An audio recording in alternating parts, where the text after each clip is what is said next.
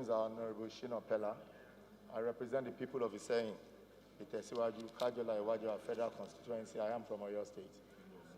I rise today to move a matter of urgent public importance. I'm coming under Order 8 Rule 4 for us to suspend our rules in order for me to hear this motion. The subject? Yeah, the subject is the need to stop the unrest of state policy. It shall be the duty of all organs of government and of all authorities and persons exercising legislative, executive, or judicial powers to conform to, observe, and apply the provisions of this chapter of this Constitution. Section 14, subsection 2b of this chapter further states that the security and welfare of the people shall be the primary purpose of the government. Also note that the word shall and primary is used in the provision, and it means mandatory and the main duty of the government to protect and take care of its citizens. Aware that on Thursday, 13th of May, 2021, on Eid al-Fitr Day, custom men were in pursuit of a sport utility vehicle conveying bags of rice when they started shooting sporadically. It was indeed a red letter day for the people of Iseyin in Iseyin local government of Oyo State, as 5 of their men were killed by bullets from the men of the Nigerian Customs Service while celebrating Eid al-Fitr in Ojagbe area in the ancient town. The names of the victims were 1. Oluwatobi, Timothy, Wasiu, Abdulaziz, Abdullahi, and Humal Habu. Also disturbed that this act of the Nigerian Customs Service show total negligence, abuse of authority, gross misconduct, and disregard of human lives. Convinced that if these men had been properly cautioned and trained in the process of recruiting them, bearing in mind that they carry arms, these strategies would have been avoided. Killings by the custom officers in guise of pursuing smugglers in recurring saga in the country, and something must be done urgently to put an end to it. Relevant questions must be asked. Are bags of rice worth more than human lives? Even if they were smugglers, the custom officers open fire on them. Must there be pursuit of smugglers? These are many more questions need to be asked, Mr. Speaker. The House resolves. 1, to mandate the Committee on Custom and Excise Duty to investigate the incident and report to the House within 6 weeks of further legislation action. 2, to urge the federal government to review the rules of engagement of the Nigerian Customs Service as it relates to arms usage.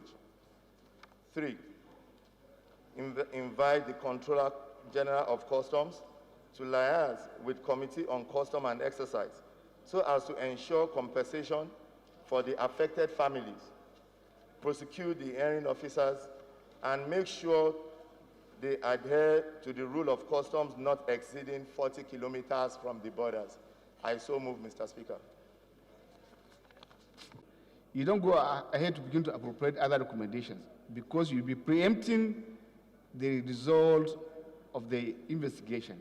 And that is the reason why that amendment is required to delete the other prayers wherein there are recommendations for compensation and the remaining to allow just for investigation. It is after the investigation that whatever the committee might have established, then they will bring out to the House as to what should be done. That is the normal practice. Thank you very much. Seconder. Yes, sir. Alan Guru.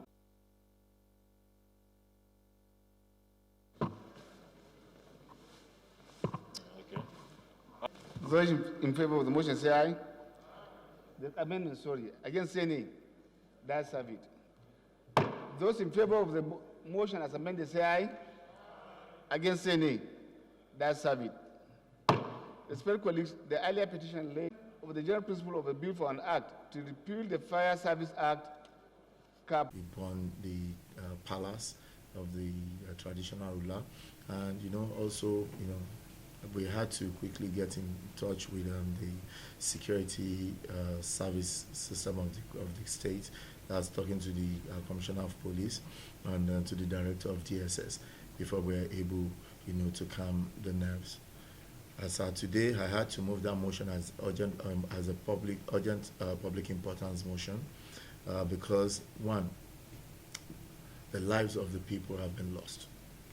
Two, we must quickly address the unrest that is going on in Iseyin, because the people really want to know if the government is there to protect them or the government is there to kill them. You need to understand that the first obligation of the government, according to Section 14, Section 14 subsection 2b of our Constitution, that says the security and welfare of the people shall be the primary source, primary purpose of the government. So, if that is what it should be, in that provision, the word shall means it is mandatory. Primary means it is your first obligation to protect the lives and the welfare of the people. And if custom that is an agent of the government is now the one running around the citizens, within, their own town and shooting them, I believe that it is a case of an urgent public importance that must be addressed, with every sincerity. I believe that in this country it's high time for us to now use more of preventive measures in addressing our problems other than the corrective measures. I expect customs to have engaged the stakeholders in the town, traditional rulers, religious leaders, on what is required from the indigenes, you understand, in the issues like this. One. Two, according to the Custom Act as well, the custom, they should not have any reason why they should have their men within the town. If the custom is doing the job diligently from the border, they will not have any reason chasing indigenes within the town. So, and now, if you want to ask custom what is their problem, now there's no way you say the issues that the problems that I will tell you that they don't have enough manpower. So for you that you do not have enough personnel to run your operations, then you should restrict your men, the little ones that you have, to the border, and let them do the job diligently from the border. If you do the job diligently from the border, they will not have any reason to be coming into the town to chase people. So I think it is high time. And if you look at my resolution for that motion, I put in there that the federal government should urge, the custom, and to go back into their rule of establishment to see where their jurisdictions end. They should be able to stay there and don't let them move in, into the town.